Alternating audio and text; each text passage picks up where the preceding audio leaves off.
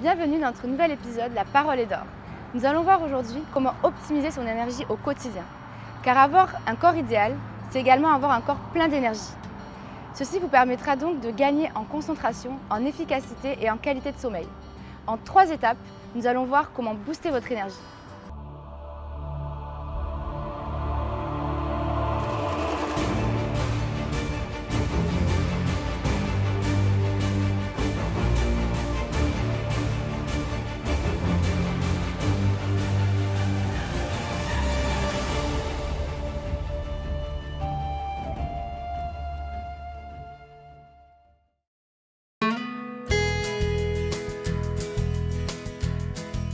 Le premier secret, c'est la respiration. Beaucoup de problèmes de santé résultent d'une mauvaise respiration. C'est pourtant un outil qui est simple, qui ne demande que très peu de temps et qui est gratuit. Bien respirer va vous permettre de vous recharger en énergie et d'apaiser le mental, car il permet d'irriguer toutes les parties du corps jusqu'au cerveau. Cette bonne respiration va vous permettre de gagner en efficacité, en concentration et va améliorer votre vitesse de réflexion. Le travail de l'ostéopathe va donc consister à travailler sur le muscle de la respiration qui est le diaphragme. Puis ensuite, c'est à vous de jouer. Je vais vous donner une technique très simple. Vous allez faire de grandes respirations en vidant complètement les poumons et en les remplissant à fond. Vous faites cela 10 à 30 fois par jour, le matin et le soir. L'idéal étant de faire les deux. Faites-le surtout quand vous êtes tendu et stressé, car cela permettra de lâcher prise et de prendre de la distance par rapport à vos soucis.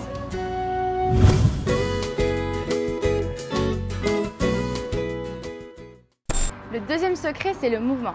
Notre corps a besoin de l'énergie qui se trouve dans l'oxygène. Alors imaginez quand vous êtes assis toujours dans la même position, ou pire si votre corps s'affaisse. Votre poitrine va donc être comprimée et l'oxygène qui pénètre dans votre organisme est donc réduit. L'énergie ne circule donc pas correctement. Et c'est là que les maladies peuvent se déclencher. Il faut donc marcher, courir, bouger pour s'oxygéner et augmenter son énergie. L'activité physique va également vous procurer un bien-être car elle permet la libération d'endorphines. D'ailleurs, Andrew Taylor Still, le père fondateur de l'ostéopathie, disait « Le mouvement, c'est la vie ».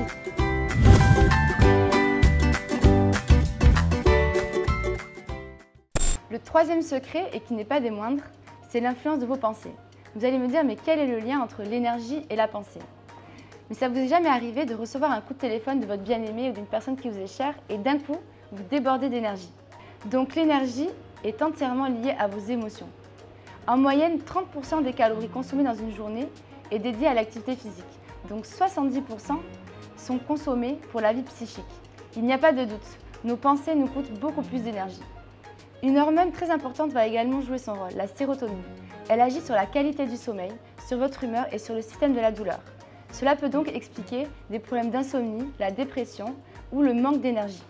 Cette hormone est produite au niveau des intestins puis va agir sur le cerveau. Donc le travail ostéopathique va être simplement dirigé sur le viscéral et les intestins, au niveau du plexus solaire pour le stress et sur notre chef d'orchestre, le cerveau.